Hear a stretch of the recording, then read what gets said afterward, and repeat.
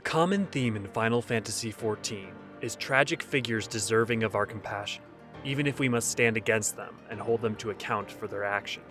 The tale of Tsuyu and Yotsuyu further complicates such stories, with the question of how responsible one is for the actions of a self they cannot remember. Two voices sing, one female in Japanese, echoing the pain and suffering Yotsuyu's broken and torn psyche seems to experience. It's further shown off in the mid-battle transition, as all the projections of torment are made manifest by those closest to her, save for one, Gosetsu.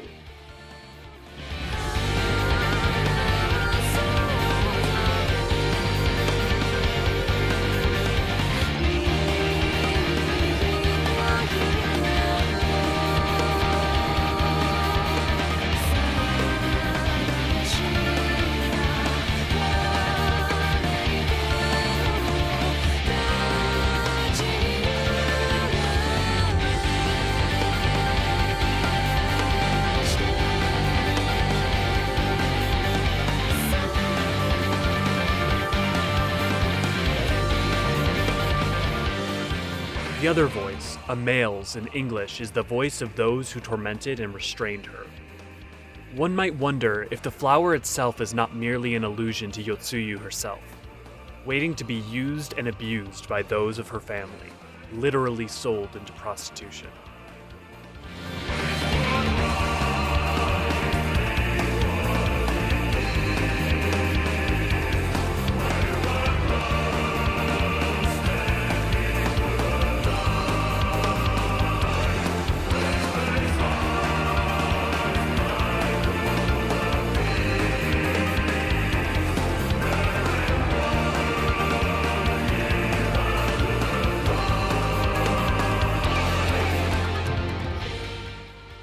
Tsuyu's demeanor seems to suggest that had Yotsuyu been given a chance as a child, been given kindness instead of hatred and contempt, she could have been a kind soul, not the monster we find on our arrival in Doma. Her betrayals by those who should have given her love, those she gave unto her all, forged her into a weapon of hate. It broke her. She is not free from the consequences of her actions, nor our scorn. But we can feel compassion and wish it had been different, that she had been given a chance.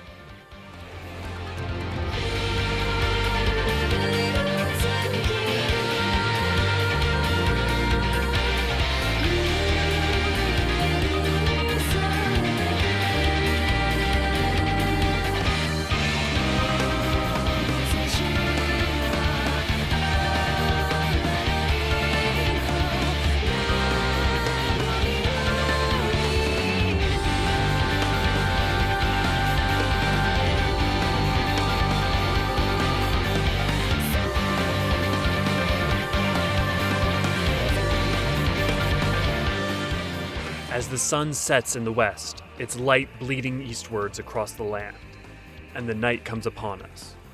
The wayward daughter, unmanageable and impossible to control, steps into her element, the night.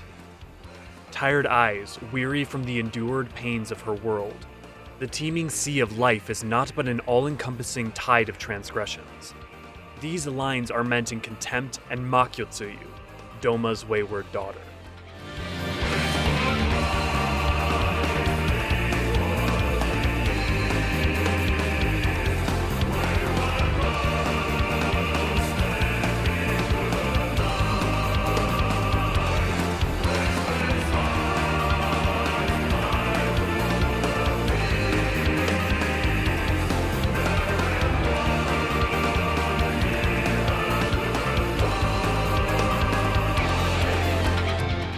Yotsuyu is associated with the moon consistently, and the crimson light may both refer to Asahi, his name being able to be read as morning sun in Japanese, or those of Doma, who helped make her into what she became. However it might be read, the juxtaposition is clear, and as Yotsuyu, she has nothing to offer the world but hate, malice, and sorrow. For her vengeance is sweet, and the moon may wane, but she has taken the sun with it. In the end, there is to be no more chances, and no more pain.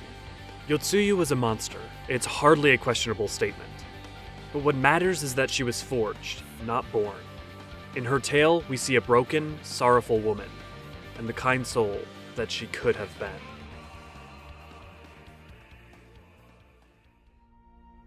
This content was brought to you by the Eorzean Archives.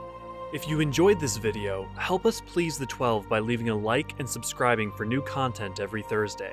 And comment down below with any topic you'd like to see our archons cover in the future.